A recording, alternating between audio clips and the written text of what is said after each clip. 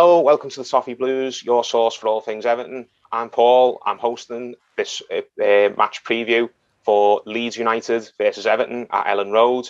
I'm joined by James. We're going to talk about this game, what we think we're going to see in terms of lineups, where we think the game might be won and lost, what we think the final scores are going to be. And we'd like you to let us know as well when you finish watching what your opinion is. But we'll let you know what ours is now. James, mate, we have not got I don't want to say we haven't got a great record at Ellen Road. I know we've not won there a lot in the last few decades, but one thing that the media and commentators never seem to point out is for nearly 20 years, Leeds and Everton were not even in the same division. So that's why Everton haven't beaten them much in the last 40 years, because for nearly half that time, they were in a league below us. We won there the other year with Carlo Ancelotti. I remember it. I think it was a 2-1 on the night. I forget the goal scorers. It was during that COVID season. It was Sigurdsson and Barlow, it was. Was it? And Rafinha scored for them. He scored every game he played against us, I'm pretty sure. Yeah, I know he scored the winner, a late winner at Goodison Park in the same season a few months before. But Rafinha's gone now. Carlo Ancelotti is sadly gone too. We played them there early I think it might have been our second game of last season. We played them very early on, and I think we drew 2-2. Calvert-Lewin got a penalty and scored it. I can't remember who the other goal. It might have been Damari Gray. It was a 2-2 draw, but it was a draw that Everton it was 2 points dropped. I remember thinking Everton should have won that game. And we were trying to, look on the bright side at the time, saying, well, Leeds are very tough opposition. Not many teams are going to go to Ellen Road and beat them this season. And then that is exactly what happened. Leeds were in pretty much the same situation as Everton for the last 3 months of last season. They were probably absolutely convinced they were going down. Looked like they just couldn't get points from anywhere. They made a change. They got rid of, what was he called, their manager, the Argentine guy who's 70. Bielsa, this manager who everyone was putting in the same breath as Carlo Ancelotti and Alex Ferguson when he hasn't got anything on his CV, trophy-wise. They swapped Bielsa out with Jesse Marsh, a US coach who I believe managed Red Bull Salzburg. And Leipzig. He managed both. And Leipzig. So he's been there, I think a good 7-8 months now. Jesse Marsh, he's kind of made the team his own a little bit, and he ultimately did what they brought him in for. He kept Leeds up on the final day, stayed up by the skin of the teeth, just like Everton did, but they're in pretty much the same situation as us now. They just want to put last season behind them and look to kick on and just have a drama-free campaign. But what have you made of Leeds so far? Just any particular player stand out for you? And obviously we've said their best player, Rafinha, is gone, but they had a lot of injury problems too last season. From what I remember, they had Banford missing for nearly all year. They had red cards at inconvenient times. But do you think Leeds are, as I said, in a similar boat to Everton, where they probably haven't got... The table doesn't accurately reflect where they are right now, because I think what are they on, like 6, 7 points? Yeah, they're doing all right. Yeah, I mean, they got beat. Yeah, they've won at least one game. Yeah, they've won. I think they got beat by Brighton yesterday. They battered Chelsea the week before, didn't they? And they went. I think they won on the opening day as well. They beat Wolves. Yeah, they beat Wolves on the opening day, and then I think they drew away from home the second week. Yeah, they drew at Southampton. They were 2-0, weren't they? And they ended up drawing. But yeah, honestly, the situation is just so similar. Because as you say, they were getting red cards all over the gap. And Moreland got sent off right at the end of the season. Stuart Dow's got a bad injury. Banford was injured. Phillips was injured. Llorente was injured. It felt like the entire team was snookered. And like us, they were just getting points. Just towards the end of the season, they were just picking up points. They changed the manager about 3-4 weeks after we did. They sold their sort of Brazilian wonder for 60-odd million. We've done exactly the same. They've brought in 4 or 5 really good players. I think we've done somewhat the same. I think Brendan Harrison looked really good for them. Mark Rocker, Tyler Adams, they all look really good. So I really rate that Tyler Adams in midfield. I would have really liked him for Everton. Well, we were linked to him. We were linked to Mohamed Kamara as well. He's gone to Monaco in the end, but Leeds were also linked to Kamara. So it is interesting. They brought in Sinisterra as well out on the left. So they've had a really good summer, and I actually quite like Jesse Marsh because I didn't give him a chance when he came in. Whether that was just sort of like an American bias or what, I don't know. I just kind of thought he's kind of going to fail like he did at Leipzig, but he's done really well. He's building a good team there, and I think it's going to be a really tough game, to be honest. You say about our record not being great there, but the only games I can think of where last season where we drew 2-2. The season before that we won 2-1. And I think we won 1-0, I want to say, when Rooney scored. I can't think of any other games other than that, because I say they've been in League One and the Championship for most of my life. Before our time, isn't it? Only someone over 35 will have, more than 2 or 3 memories of going to Elland Road, won't they? So. Yeah, exactly. Yeah, but yeah, I think it's gonna be a tough game. I think they look good this season, and you don't want to keep saying it. I think any point there at the minute would probably be all right, but obviously you want to try and win the game, obviously. Yeah. You know what? I'm feeling a bit strangely optimistic about this game. I'll let you know, obviously, when we come to our predictions near the end of the video. But I look at Leeds, and yes, that they look like a tidy outfit. They look like they've done some really good business. A lot of players on paper look like smart signings. Obviously, it's still early. We don't know, whether they're guaranteed, success stories. They could come in, Tyler Adams, Kamara. They could come into the Premier League, and over the course of 30 games, you could look at their performances and end up saying, no, they didn't work, they were duds. I don't think that will happen personally, but there's always a chance it could. But I agree with you about Jesse Marsch. When he came in, you kind of look at him, and it's because because of the accent, because of the fact that he's never managed, a big club before. I know Leipzig are a good team in Bundesliga, but they're not a big club in the traditional sense that they've got a history and that everyone around the continent sort of knows who they are and respects them. And even when he was at Leipzig, he didn't really do much there, did he? So it was just very easy to write off Jesse Marsch and just dismiss him as like just some, Ted Lasso figure. He was going to come in, he was just going to talk in cliches and just maybe motivate them, but tactically he probably wouldn't have a clue. And he's the opposite of that, really, hasn't he? I think he basically masterminded those precious few points they got in the last few games last season, which kept them up. They won on the final day dramatically, didn't they? And there was another big game that I remember them winning. I think it might have been Wolves away. It wasn't. I think it might have been in late March, early April. Wolves were 1-0 up, and then I think Jimenez got sent off, and I think Leeds ended up snatching it very late on, didn't they? When stoppage time. Yeah, 2-0 up. I'm pretty sure Wolves. Yeah. 2-0 up. Yeah. And the big one was the Brighton game as well. So Brighton game. Yeah. We played Brentford, and I remember thinking they equalised, and we were thinking, it's not going to matter. And then we got beat by Brentford. And it's like, Christ, we're right back in this in Leeds. Like you, I wrote them on before Burnley would have enough, and I was very worried about us. But I thought Leeds and us were going to be between. Obviously, we both ended up staying up, didn't we? So. Yeah, but they're a team to write off at your pedal, aren't they? Patrick Banford. He's an English centre forward. He's not particularly quick. He's not like a giant of a target man. He's just a solid all rounder, isn't he? And before he had his injury problems last season, there was a lot of people calling for him to get in the England squad. I don't think he did get called up. I still don't think he has. But he was out of playing really well under Bielsa to the point where he should have got one. And now that hopefully his injury problems are behind him, I don't see any reason why he can't go back to being that player that he was. And if that player turns up on Tuesday night, then I think Everton are going to have a lot of problems. But as you said, Rafinha is gone, and he seemed to score every game against us. We were just he was one of our bogey players. But going into this Leeds game, I don't know. I think we're due a lucky break. Maybe I'm deluding myself, but we've had so many unlucky breaks early on this season that I can just see something falling for us. Maybe we get a penalty, maybe they get a player sent off or a key player injured. Maybe they just have a really stinker of a night where everyone on their side puts in a 3 or a 4 out of 10, something like that. But it's just a hunch. That's all it is. It's a hunch that I think we're going to get a good result here. It's just, would a good result only be a win, or would a draw under any circumstances be considered a good result? I think it would. Like you personally, if you'd offer me a draw now, I think I probably would take it. I definitely would have took one prior to Brentford. For this game, if you'd offered me a draw, I'd be tempted to say no, but I'd probably play it safe and say yes. Just give us the points, and we'll be happy with that. But in terms of how we're going to line up, we spoke a little bit in the Brentford review video about maybe we'll change formation. I don't see us doing it. I think Frank is going to stick with the 3 centre backs and the wing backs.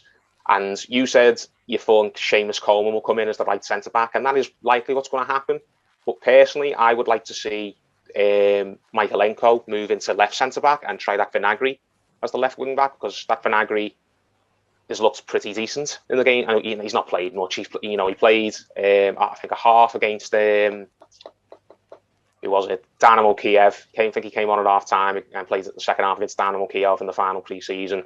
And then he played in the cup game. I think he's maybe come off the bench once or twice. So he's not had a lot of minutes for Everton yet. But from what I've seen, he looks a tidy, little player. So I'd like to see him kind of thrown in at the deep end, and we'll see exactly what we've got in him, because there's an option to buy. And, if he turned out to be a really good player, then we're inevitably surely going to buy him at the end of this campaign. If he turns out that he's absolutely rubbish, then, we'll send him back and never think about him again. But James Coleman, I've criticised James Coleman a lot the last few years, saying I think he's finished, his legs have gone. He doesn't really offer anything to the team anymore, other than maybe just the odd bit of leadership in certain situations because he's experienced. But I would rather see Vinagre put in for this over James Coleman. I'd rather see Michaelenko tried as the left centre back, because I don't think playing as a wide left, a left wing back up near the halfway line is the best use of Michaelenko. I mean, he's done okay when we've asked him to do that job, but I think Michaelenko very much suits playing in a back four personally rather than a back five. And if he's going to be in a back five, I'd rather see him as the left centre back, tucked in with another left back to his left. And that's what I think we should do. But what about you? Should we change formation? And if we do you still think that it should be James Coleman, or do you see what I'm saying? Or do you agree with what I'm saying in the sense that it might be interesting to just stick with Cozy and Tarkowski and throw maybe another player on the left? Or would you bring Michael Keane back? I certainly wouldn't. But what about you? No, I mean, I prefer not to bring Michael Keane back. I mean, I'm all for Michael Keane when it's a flat back four, it's a low block, it's trying not to concede, defending your 6-yard box, 18-yard box, whatever it might be.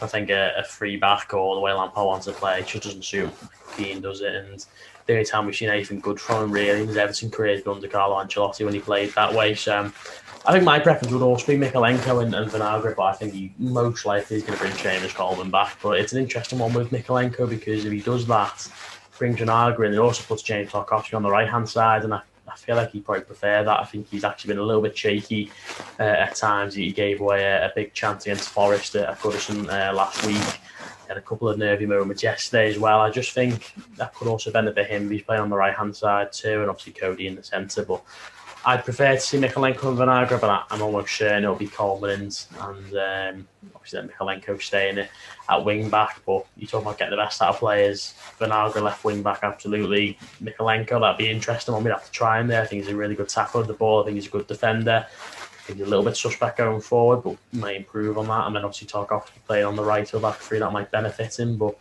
yeah, I'd probably suggest he's going to play Coleman, but I think my preference would probably be Michaelenko and Vinagre if he feels like he can do that job. What about further up the field, James, mate? Because now we've got Morpay in and he'll be registered on time. He'll surely be starting this game, you'd think. He's played for Brighton so far this season. I don't think he's going to have to get up to speed or anything like that, like Onana's having to do. So Morpay's surely going to start as the striker. But who comes out the team for him? McNeil hasn't really started particularly well. I mean, I think a lot of the criticism he's been getting has been unfair, but just a lot of fans are not seeing him add anything to the team. You've got Anthony Gordon, who has scored a goal now. Obviously, you've got the sideshow going on of, are we going to sell him to Chelsea? Are we not? So that's got to be, something that's affecting him. Fair play to him. It doesn't seem to be affecting him in terms of, meaning he has the negative effect of his performance on the pitch. But I can just imagine the lad's head's battered, because the deadline's on Thursday. On Tuesday night, if any deal's going to get done for Gordon, you'd think there'll have been a lot of movements by Tuesday night. So, it's not a guarantee that Gordon's going to be, in the squad on Tuesday. Because I think if Chelsea, manage to offer us a deal that we're going to accept, then they're probably going to offer it by Tuesday. And if we do accept the deal for Gordon before that game on Tuesday night, he's probably not going to be in the squad, you'd think, so we don't jeopardise it. So if Morpay's coming in, who gets dropped? Do you think it's maybe safe to just drop McNeil because he's not really tore up any trees yet? Would you drop Damari Gray, who I think, for me, has been very poor at the start? I know he got the equaliser against Forest, but he missed an absolute sitter against Brentford that could have killed the game off. Basically, if you're going to bring Morpay in, which forward player comes out for you and why? Well, I think, I understand with McNeil, he obviously hasn't started brilliantly. He's going to be quite low on confidence anyway after last year, but Lampard throwing him in up top against Forest was just a nightmare. He had no chance there, did he? And I think having a striker up there is going to be better for him. I thought he played much better on Saturday. I felt that play a bit close towards our goal was better for him, more beneficial.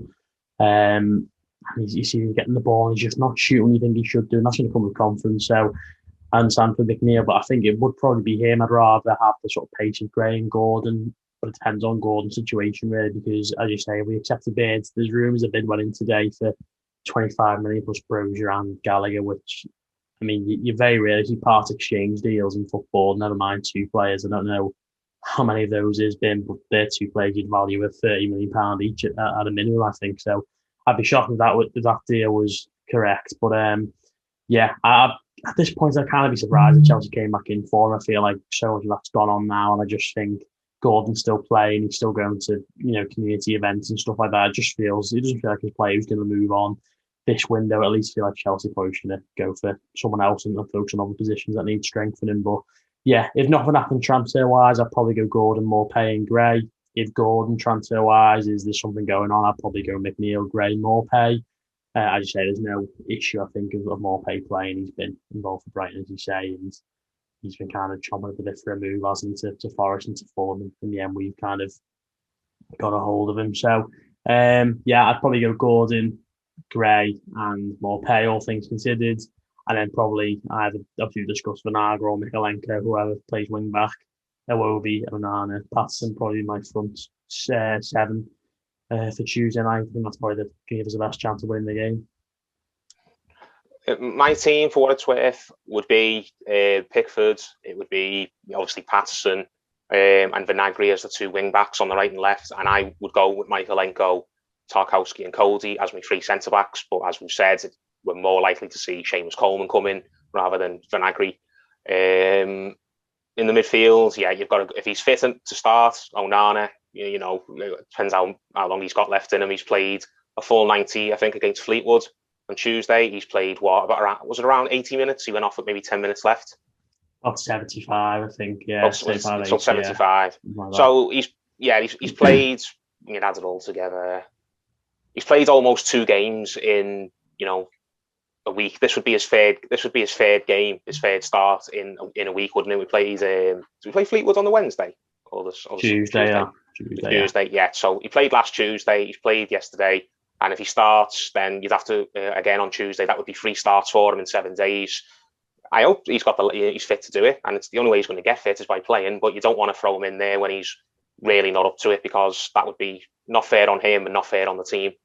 But if he's fit to go, then I'd go with Onana and Iwobi. And personally, I would drop Gray. I think McNeil just needs a goal. I think when McNeil gets his first goal, then his confidence will come up.